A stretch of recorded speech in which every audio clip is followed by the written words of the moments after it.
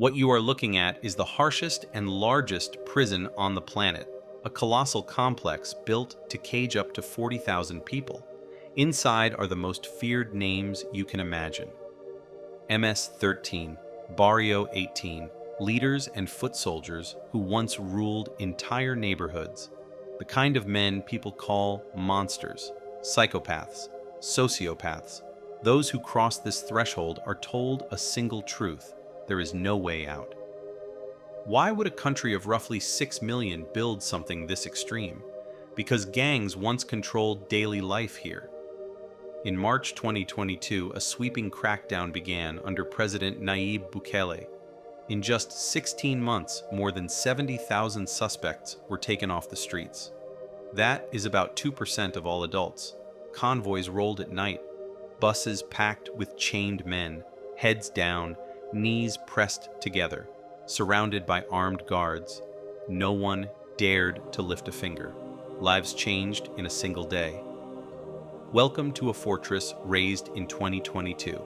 8 massive modules spread across about 410 acres. Each pair wrapped in twin walls 3 meters high with razor wire. Beyond that rises a 9-meter perimeter wall. Outside it runs a 3-meter electric fence that carries 15,000 volts. 19 watchtowers stare into every corner. The architecture does more than stop escape.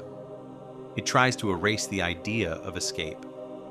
Signals die before they reach the gates. Jammers smother communications within a 2-kilometer ring. More than 600 soldiers secure the outside. Before entering, we surrender everything. Phones, wallets, even rings. A high-power X-ray scanner peers straight through clothing. Bones and organs glow on the monitor. Once, inmates tried to swallow contraband. Memory cards, chips, even charger parts. Here, that is pointless. Then comes another search by hand. Shoes off, socks flipped. It takes an hour to move a few steps. Guards wear masks to protect their identities because the gangs have long memories. Some officers refuse masks. They prefer to stare men in the eye. This is the registration room. Suspects arrive without IDs or give false names, so prints are taken, faces photographed. The instant they enter the system, contact with family ends. Visits are forbidden. For those wrongly accused during the sweep, loved ones may not know where they are or if they are alive. For some families, the first glimpse of a missing son might be through a lens like this. The armory sits ready for the worst day. Racks hold TC-5 rifles that resemble the M16. 12-gauge shotguns line another wall. There are compact rifles designed for tight corridors. Officers display cuffs and chains for transport. Everything is meant to limit movement and risk. Have there been riots here? Not yet. No escape attempts either. Riot gear stands by. Helmets, face shields, neck guards, vests, leg and shin protection, shields that turn officers into a moving wall. The prison is so large that buses shuttle us deeper inside. More than 1,000 staff work within the modules. Even if someone slipped past a door, these gravel beds would betray every step. Pebbles crunch and sing like an alarm. The facility sits in isolation with its own utilities, separate power and water. If the grid dies, generators and tanks keep the place running for a week. We pass the last checkpoint. The gates close behind us. The air turns heavy. We are about to stand a few paces from more than 2,500 inmates. All eyes lock on us. Faces, young and old. Nearly all in white shorts and shirts. Slippers shuffling. Most look barely past 20. Many carry sentences that stretch beyond a lifetime. The rules are simple. Do not speak to them. Do not cross the yellow line. Everyone knows what could happen without bars between us. Each module holds 32 cells.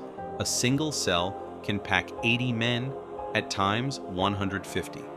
Even at far below total capacity, personal space can be half a square meter per person. There is no yard time for sunshine, no right to open air. Time outside the door is almost none. The message is permanent. You will not feel the sun on your face again as a free man. Look inside a cell. In one corner stand 2 toilets for dozens of men. The same area is used for washing. They scoop cold water with plastic dippers from a shared basin. A single blue barrel holds drinking water. Beds are steel frames stacked 4 high. No mattress, no pillow. Each man gets a sheet, a uniform, socks, slippers, and a towel. Nothing more. Heads and faces are shaved every 2 weeks. Hygiene matters. So does removing places to hide blades. Rivals who once tore each other apart now live side by side.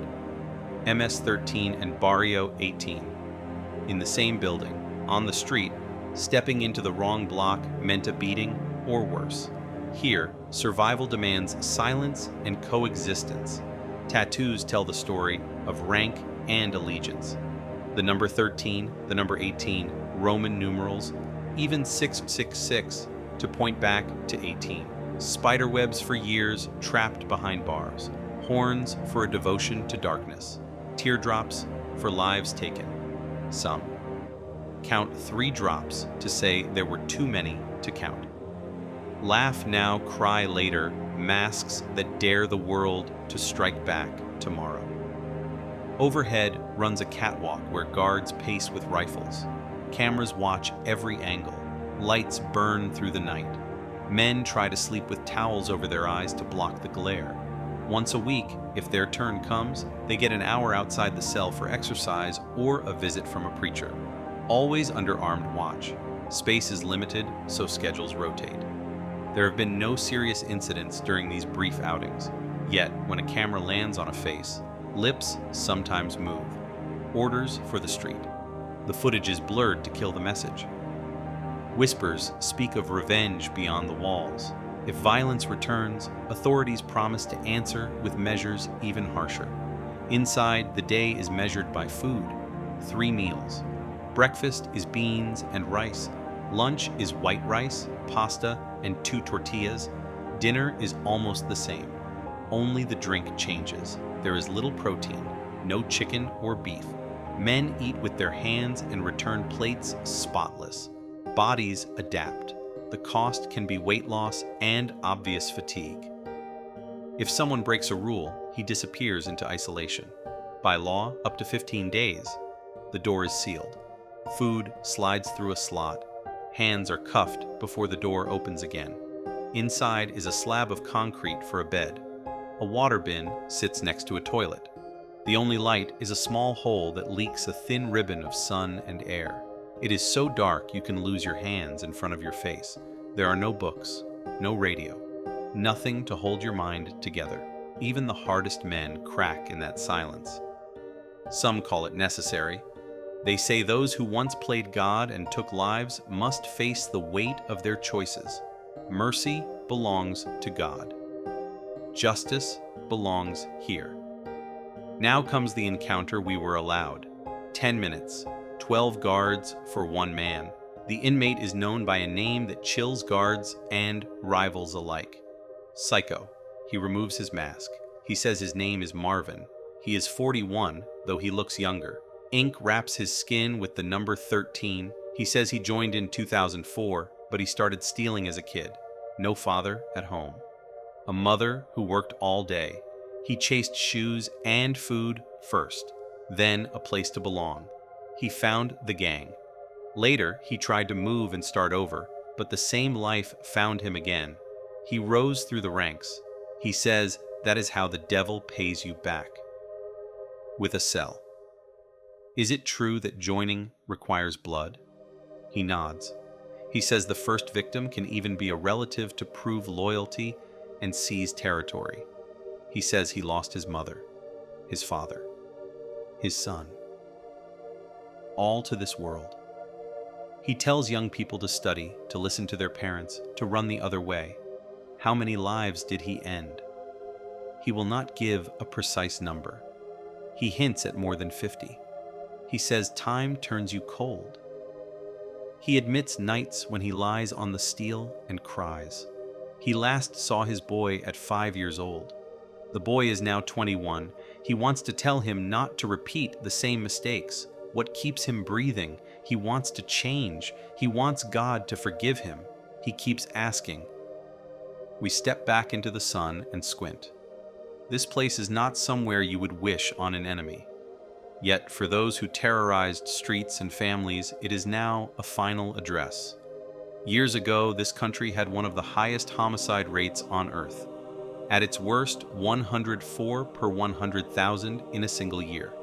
By 23, the number fell to about 2.4 per 100,000.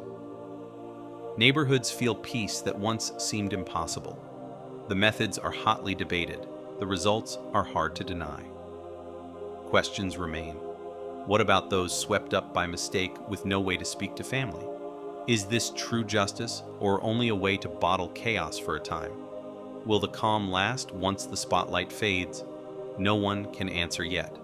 For now, the gates hold, the lights burn, the cameras watch, and the world keeps its eyes on this fortress at the edge of a nation that chose to say enough.